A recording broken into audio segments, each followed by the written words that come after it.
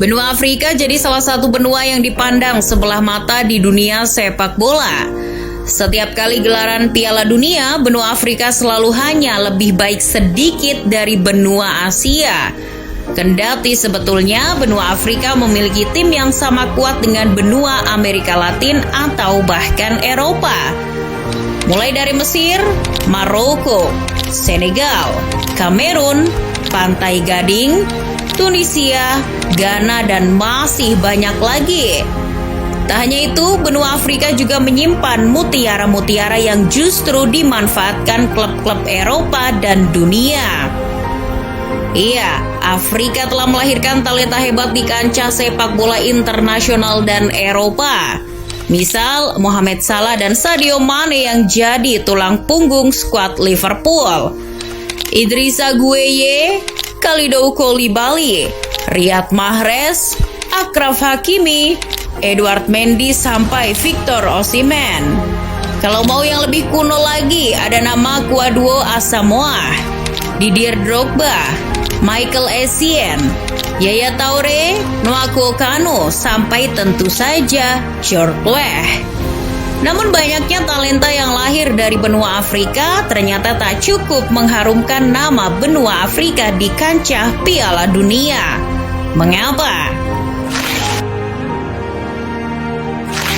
Kekuatan pemain yang dihasilkan plus tim-tim kuat yang berada dalam Konfederasi Sepak Bola Afrika tidak seimbang dengan slot untuk Piala Dunia. Pelatih kepala Afrika Selatan yang juga pernah bermain untuk timnas Belgia pada Piala Dunia 1986, Hugo Broos, seperti dikutip Goal, bahkan mengkritik kebijakan itu. Benua Afrika hanya mendapat jatah 5 negara yang bisa lolos ke Piala Dunia, khususnya pada edisi 2022. Broos mengatakan bahwa itu tidak adil. Pelatih yang pernah gagal membawa Kamerun ke Piala Dunia 2018 mengatakan, perjuangan tim-tim di Afrika sangat susah. Tim-tim Afrika yang hendak lolos ke Piala Dunia mesti melewati fase kualifikasi yang panjang. Di kualifikasi di Afrika ada 40 negara yang memperebutkan 10 tempat pertama. Jadi sederhananya begini, dari 40 negara tersebut dibagi menjadi 10 grup dan masing-masing berisi 4 tim. Lalu yang berhak lolos ke babak kualifikasi berikutnya hanya juara grup. Masing-masing juara grup lalu diadu untuk memperebutkan 1 tiket ke Piala Dunia. Itulah kenapa nanti kita hanya akan melihat Senegal di Piala Dunia, tidak dengan Mesir. Karena kedua tim sebelumnya bertemu dan Sadio Mane CS berhasil mengalahkan Salah dan kolega.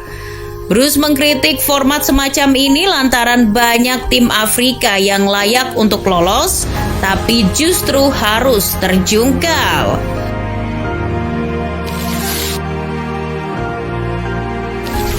Barangkali kalau dilihat dari segi slot saja tidak fair, apalagi masih ada konfederasi lain yang jatah slotnya lebih sedikit dari Afrika, misalnya benua Asia dan Oseania.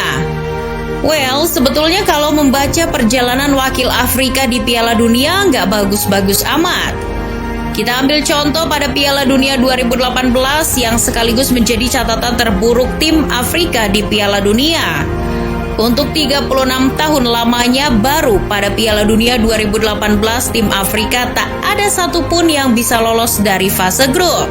Dari 5 negara yang diutus, yaitu Maroko, Tunisia, Nigeria, Senegal, dan Mesir, gagal menginjak babak gugur. Padahal sebelum terbang ke Rusia, kelima negara tersebut sudah memasang target untuk melampaui catatan pendahulunya. Pada edisi sebelumnya ada 3 negara yang bisa menembus perempat final: Kamerun, Senegal, dan Ghana. Sementara pada edisi Brazil 2014, 2 wakil Afrika, Aljazair dan Nigeria, hanya sampai 16 besar. Melihat catatan itu, sepertinya ada penurunan kualitas dari negara-negara Afrika. Dari yang semua lolos ke perempat final, lalu 16 besar, dan kemudian tak lolos sama sekali dari fase grup. Maknanya, meski pemain memiliki kualitas, tapi secara tim negara-negara di Afrika masih sulit bersaing untuk masuk ke tingkat tertinggi. Perjalanan tim-tim dari benua Afrika juga tak pernah mulus. Jalan berkelok, berbatu dan curam itu harus mereka tempuh. Bahkan boleh dibilang perjalanan tim Afrika selalu ada saja yang menjegalnya. Seperti sebelum memasuki era 2000-an, George Weah yang moncer di level klub tapi pernah mencicipi bermain di Piala Dunia hanya sebagian saja. Karena masih ada tim yang justru bisa melaju jauh tapi terjegal karena hal picik. Seperti pada Piala Dunia Spanyol 1982. Ketika itu wakil Afrika, Aljazair tampil bersinar. Mereka mengalahkan Jerman Barat dan Chili untuk melaju ke babak berikutnya. Namun Aljazair tergelincir atas Austria 2-0. Hal itu membuat kelolosan Aljazair ditentukan dari pertandingan terakhir grup antara Jerman Barat versus Austria. Sementara Austria sendiri pada waktu itu adalah juara grup.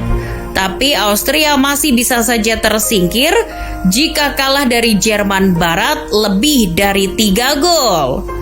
Kalau itu terjadi, Jerman Barat dan Aljazair yang lolos ke babak berikutnya. Nah, apabila yang menang Austria atau pertandingan berakhir imbang, yang akan lolos adalah Austria dan Aljazair.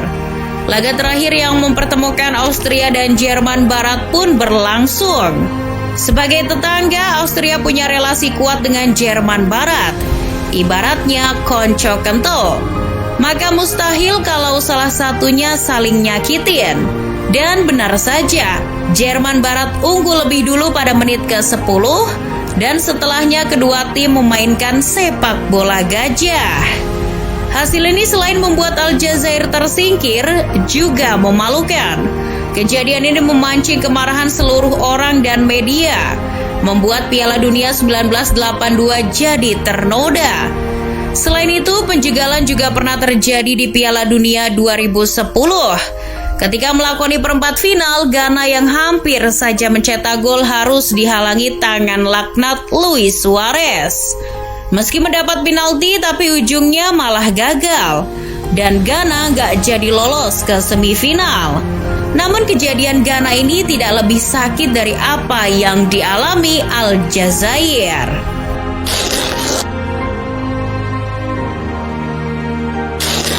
Ini pertanyaan liar. Apakah mungkin pemain terbaik dari benua Afrika tidak semangat ketika bermain untuk timnas, sehingga membuat Afrika kerap disepelekan? Jawabannya relatif.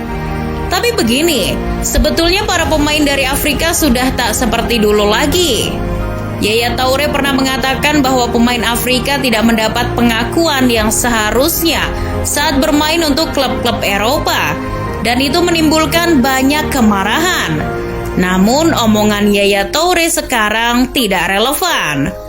Betul memang pada saat ia bermain di Inggris belum pernah mendapat penghargaan dari Inggris. Tapi sekarang Mohamed Salah membuktikan bahwa pemain Afrika bisa mendapat penghargaan dari sepak bola Eropa, dalam konteks ini Inggris. Hal itu membuktikan sebenarnya para pemain asal Afrika sudah berkembang.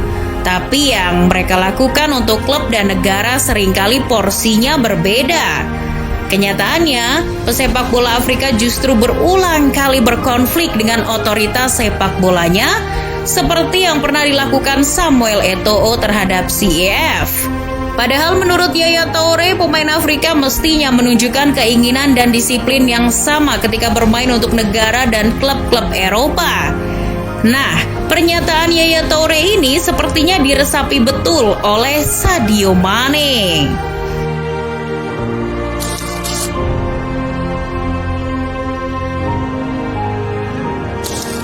Kabar soal penambahan slot Piala Dunia mungkin bisa jadi solusi, terutama untuk konfederasi seperti Afrika, di mana pada 2026 nanti kabarnya FIFA akan menambah partisipan Piala Dunia dari 32 tim menjadi 48 tim.